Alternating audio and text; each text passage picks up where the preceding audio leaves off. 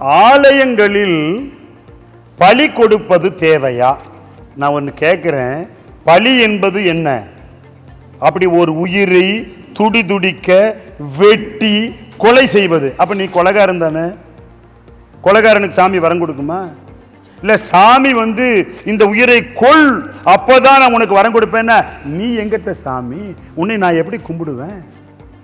ஓ வாய், அந்த நாக்கு, அந்த உணர்வு கேட்கிறது கறி வேண்டும், கோழி வேண்டும் என்று ஓ ஆசைக்கு வளர்த்துக்கிட்டு அங்க போய் வெட்டி 100 பேர்த்த கூப்பிட்டு சாப்பாடு போட்டுட்டு சாமி கேட்டுச்சுன்னு சொல்றியே, உன்னுடைய எண்ணத்தை சாமியின் மீது திணிக்கலாமா? பலி கொடுப்பதே பாவம். கருணை இறைவன் கருணை வடிவானவன், எல்லோருக்கும் வாரி வழங்கக்கூடிய எண்ணம் உடையவன். அப்படி கருணை வடிவம் இல்லை, நீ உடலை வருத்தி என்னை வணங்குன்னு சொன்னாலே நீ சாமி அல்ல. அக்னி குண்டத்துல இறங்கு தவறி விழுந்து செத்து போயிட்டான்னா சாமியா குற்றவாளி? அப்பவும் சொல்லுவான் இவன் ஏதோ தப்பு செஞ்சிருக்கான் அதான் செத்து போயிட்டான்மா.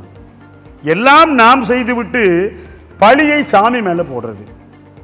இன்னும் சில பேர் வெறி மேலோட அப்படி சாட்டை எடுத்து அடிச்சுக்குவாங்க, ரத்தம் சொட்டும். சாமி உங்கள்கிட்ட சொல்லுச்சா சாட்டை போடு, உனக்கு நான் வரம் கொடுக்குறேன். இன்னும் சில பேர் தெலுங்குல சொல்லுவாங்க பெட்டுக்கோ தீசுக்கோ, பெட்டுக்கோ தீசுக்கோன்னு கூர்மையான கத்தியில் போட்டு அறுத்து வெட்டி ரத்தம் சொட்ட சொட்ட போவாங்க. ஐயோ, இதெல்லாம் என்ன கொடுமை! ஆன்மீகம் எங்கே சென்று கொண்டிருக்கிறது? மூட பழக்க வழக்கத்திலிருந்து வாருங்கள், அந்தரத்திலே தொங்காதீர்கள். சாமி உங்களை அந்தரத்தில் தொங்க சொல்லல, காவடியாம், உச்சி காவடியாம். அங்க போய் அந்த முதுகுல அந்த ஹூக்க உள்ள விட்டு மாட்டி என்ன கொடுமை! சாமி இறைவன்.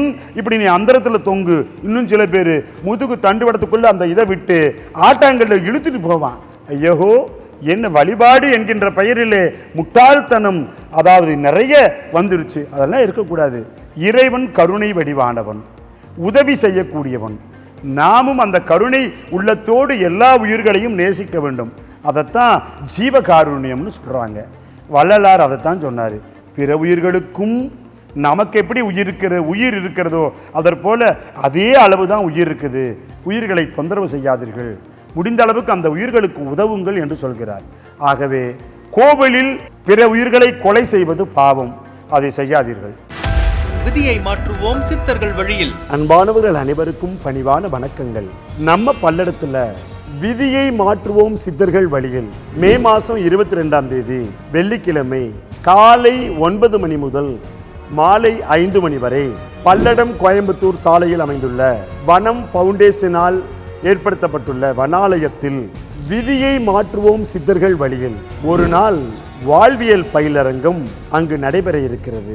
நாம வெற்றி வாழ்வு வாழ்வதற்கு ஒரு தீர்வுதான் விதியை மாற்றுவோம் சித்தர்கள் வழியில். சித்தர்களை வணங்கினால் தலைவிதியே மாறும். வாருங்கள், நம் தலைவிதியை மாற்றிக்கொள்வோம். இந்த பயிலரங்கத்தில் கலந்து கொண்டு ராஜகணி தீட்சை கொடுக்கப்படும், ருத்ராட்சை தீட்சை கொடுக்கப்படும், முத்ரா தீட்சை கொடுக்கப்படும். இத்தனை தீட்சைகளையும் பெற்றுக்கொண்டு சித்தர்களின் பேரருள் கருணைக்கு பாத்திரமாகி வெற்றி வாழ்வு வாழுங்கள். வாழ்க, வளர்க, உயர்க. முன்பதிவு அவசியம். வாருங்கள், விதியை மாற்றுவோம் சித்தர்கள் வழியில்.